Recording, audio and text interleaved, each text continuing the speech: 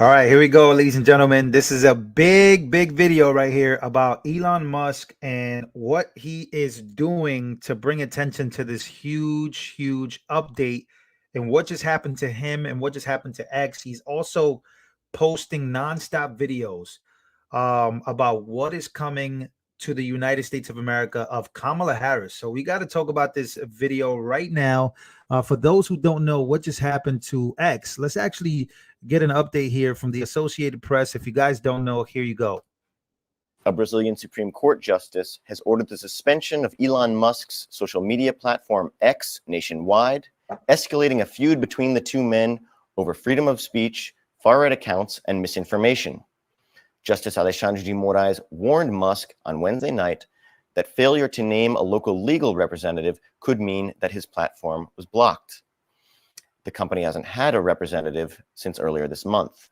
De Moraes is basing his decision on local law requiring foreign companies to have a representative in order to receive notification of court decisions and also to take any requisite legal action. So Elon Musk's X platform, ever since he bought X, see, this wasn't happening before, but now you got countries, the European Union trying to block X, and you have Brazil officially blocking X. Whether it would last or not, this is just the type of stuff that is happening for those who don't know, right? And he posted this video of Kamala Harris to put the world on notice as to what would happen if Kamala Harris becomes president. Take a listen. He has lost his privileges, and it should be taken down. And the bottom line is that you can't say that you have one rule for Facebook and you have a different rule for Twitter. The same rule has to apply, which is that there has to be a responsibility that is placed on these social media sites to understand their power.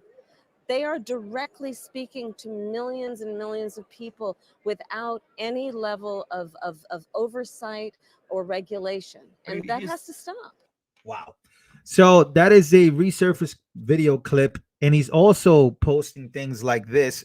He says freedom of speech is under massive attack around the world. He reposts this video that says Elon Musk warns that free speech may not exist if Kamala Harris, who was a strong supporter of removing Trump from Twitter, gets into office. So we're going to go through all of these things, by the way. We're going to go through everything that's been going on. Make sure to smash the like button. Spread the word on this video. This is a big video. We got to definitely talk about this. But here's Mike Benz with a huge update. Take a listen to this. Also reposted by Elon Musk. Hey, I'm just doing this video totally off the cuff. Have to say something.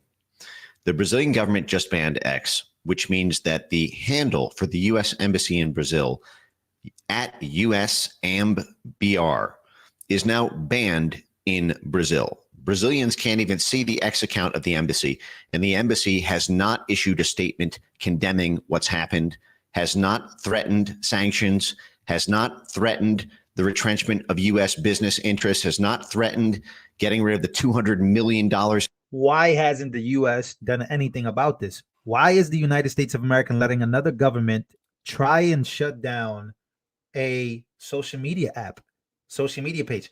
Why wouldn't the United States of America do anything about it? Well, we know why. And this is the fight for freedom of speech. This is the big fight. This is the fight that we have to, I mean, for as long as we have YouTube, and YouTube is allowing me and allowing other content creators to still be on here, this is the big fight, man. This is what we need to avoid from happening. And foreign government assistance to Brazil, nothing. Just today, earlier, the U.S. Embassy finally, after, I don't know, almost a year of total silence, on just hours before the Brazil banned it, finally made a public statement about everything that's happened and said, we are monitoring the situation. They are monitoring it. They've been monitoring it.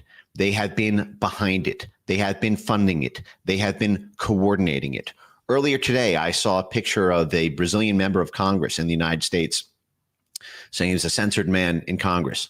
Well, do you know that the U.S. government actually funded the Brazilian NGOs, the Brazilian think tanks, who are part of the legislative development of these censorship edicts, and who pressured Brazil's government not to create a carve-out for congressional parliamentarians because it would give a free pass for Brazilian members of Congress to spread misinformation online?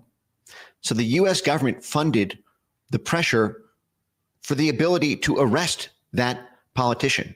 This is not a case of Brazilian government gone rogue. The U.S. government sponsored it through the State Department, through USAID, through the National Endowment for Democracy, and about 100 different NGOs, university centers, legal scholars, and activists within Brazil, starting in 2018, starting in about October 2018.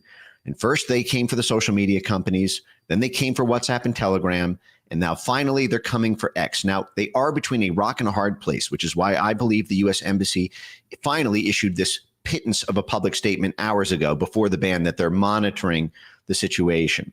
And this is because now there's a fire lit under their ass. And I'm sorry, but part of that may have been because I generated over 100 million impressions in the past 48 hours, specifically naming the U.S. Embassy. And I just went on Tucker Carlson specifically naming the U.S. Embassy. Now, to be clear, I'm not sure if it's the U.S. Embassy or it's the Western Hemisphere. What I know is it's the State Department and State Department dollars. And I have 1,000 of these people in Brazil with confessions that they were coordinating with the State Department while receiving State Department money to do it. Okay. So I don't know the specific wing of the U.S. Embassy because I don't have a security clearance. I'm not a member of Congress who can go in and get it. So I don't know if it's the Western Hemisphere aspect of the State Department or if it's directly at the embassy level. But the embassy is between a rock and a hard place right now because they want X to censor all Bolsonaro supporters, all pro-Bolsonaro sentiment.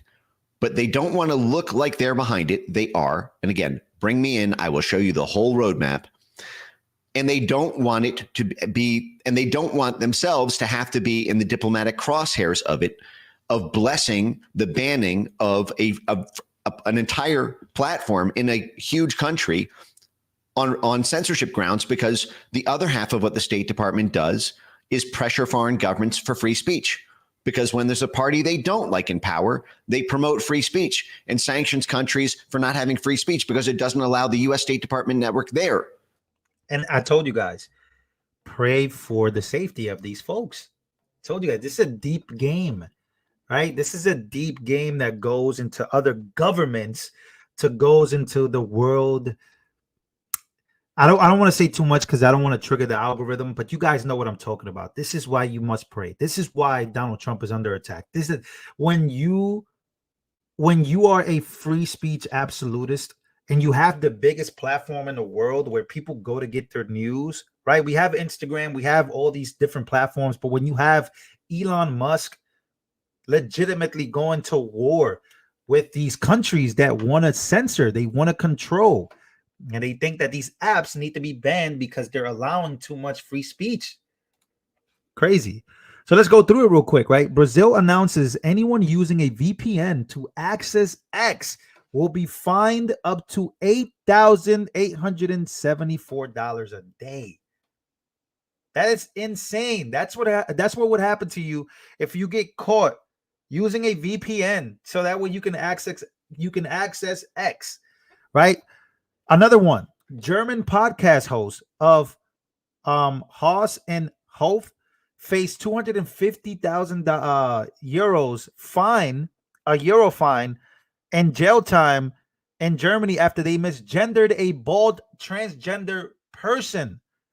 Number 3, Telegram. This is what Elon Musk posted. He wants the world to see this because a lot of people aren't aware of this, right? Number 3, Telegram founder Pavel Durov was arrested in France for not censoring users, right? UK, and look, this is all Europe, right? You have, of course, South America, in Brazil. You have different parts of the world, but mostly this is all Europe. This is all UK, right? We already know these guys, the moment they gave up their weapons, they lost the war big time. And so you have UK arresting a 55-year-old woman for sharing misinformation online. You have UK, you have the United Kingdom looking to move forward with new legislation that would label misogyny as a form of extremism. You have the European Union at number 6. Thierry Breton sent Elon Musk a letter demanding that he comply with their censorship laws, right? And then number 7, you have Rumble CEO Chris Pavlovski, who fled Europe, citing threats from the French government. And then number 8, you have Meta CEO Mark Zuckerberg releasing a letter detailing how the Biden administration and Harris administration um, basically worked with the FBI to censor content of Meta platforms. Here's a video that Elon Musk posted of Kamala Harris. Take a look. You look at what he's been tweeting today, directed at the whistleblower, directed at so many people. I frankly think that based on this and all we've seen him do before, including attacking members of Congress, that he frankly his Twitter account should be suspended. He is irresponsible with his words in a way that could result in harm to other people. And so the privilege of using those words in that way should probably be taken from him. Should probably be taken from him. Should probably be taken from him. He has lost his privileges and it should be taken down. And the bottom line is that you can't say that you have one rule for Facebook and you have a different rule for Twitter. The same rule has to apply, which is that there has to be a responsibility that is placed on these social media sites to understand their power. They are directly speaking to millions and millions of people without any level of oversight or regulation. I think we need to push back on this. There's no guarantee to free speech on misinformation or hate speech, and especially around our democracy. I know you wrote to Twitter and the CEO, Jack Dorsey, and asked him to take away the president's Twitter handle, his account. How is that? So she was one of the people, right? And once again, like I told you, we are headed toward a very, very dangerous times. She was one of the folks who were, look, she said, let's be honest, Donald Trump's Twitter account should be suspended. Remember this in 2019? She was one of the people trying to advocate for Donald Trump to be taken off Twitter. If it wasn't for Elon Musk, a lot of this stuff would never come out. We'd never know so much in this world. That's why I love Elon Musk. Because we'd never know the Twitter files. Remember the Twitter files that came out last year? We are basically forcing Meta and Facebook to come out and tell the world, hey, these people were forcing us. They were forcing us to censor the president, censor the laptop story, censor all these things. That not a violation of free speech? I mean, the president has the same rights that you have, that I have, and how would that not just be a slippery slope? Or I've heard that argument, but here's the thing, Jake. First of all, a corporation, which is what Twitter is, it does not have it has obligations, and in this case, Twitter has terms of use policy. And their terms of use dictate who receives the privilege of speaking on that platform and who does not. And Donald Trump has clearly violated the terms of use, and there should be a consequence for that. And there should be a consequence for that. Not to mention the fact that he has used his platform, being the president of the United States, in a way that has been about inciting fear and potentially inciting harm against a witness to what might be a crime against our country and our democracy. And for that reason, I do believe that it's clear that he has violated the terms of use, and I'm asking that Twitter does what it has done in previous occasions, which is to revoke someone's privilege.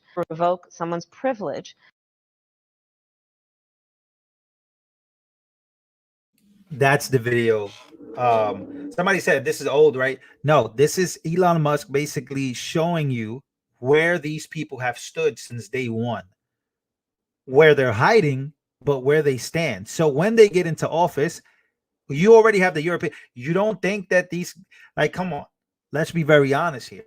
You got people going back in time to make sure that people understand who these people really are, specifically Kamala Harris, when it comes to free speech. You have Brazil, you have the European Union, you have Petro Durov, you have all these, and that's Telegram, right? Being arrested, being indicted, things being shut down. I mean, these people, they're losing control.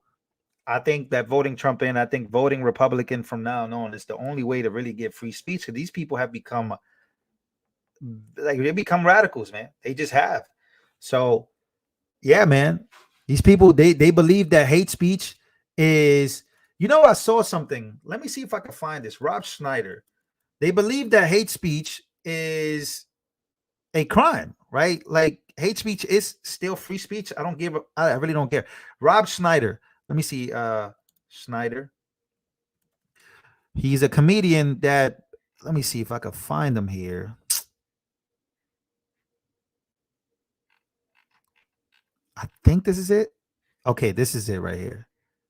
I love this. This is the best way to do it. Like, this is amazing. Take a listen to this. If you guys know where I'm going with this, then you already know. Smash the like button. Here we go. Everything okay? No. Are you mad? You okay? No, I'm mad. No, he is. You're mad? Yeah. That's okay. You know what the cool thing about it in America is? Free speech isn't the speech you like. Nice stuff's not what needs to be protected. It's the stuff that you hate that needs protection, so that somebody like the government or you doesn't get to decide what everybody else gets to hear. Okay? And you're more than welcome to disagree and write an act and get on stage and sell out like I just did. You know? But Right? Because the moment that hate speech becomes a crime, then like hate speech, it's a bad line to walk, because the moment that hate speech is considered not a part of free speech, then anything can become hate speech. Right? Misinformation is anything they don't like. Hate speech is anything they don't like. If they don't think it's good for their campaign, if they don't think it's good for their presidency, then that's going to be considered hate speech. That's going to be considered misinformation. That's the bad line. And this is why America is the greatest country in the world. It's not because of the people that are here now or were here before. It's because of what's written in that Constitution, that First Amendment. It's crazy. But it's the times that we're in. So once again, shout out to Elon Musk for bringing light into this topic. Big things happening in Brazil. Big things happening at the European Union. And who's going to stand up for free speech when it matters the most? Those are the people that'll be remembered 100 years from now. Make sure to smash the like button. Let me know what you guys think about this video. And yeah, as always, see you guys on the next one.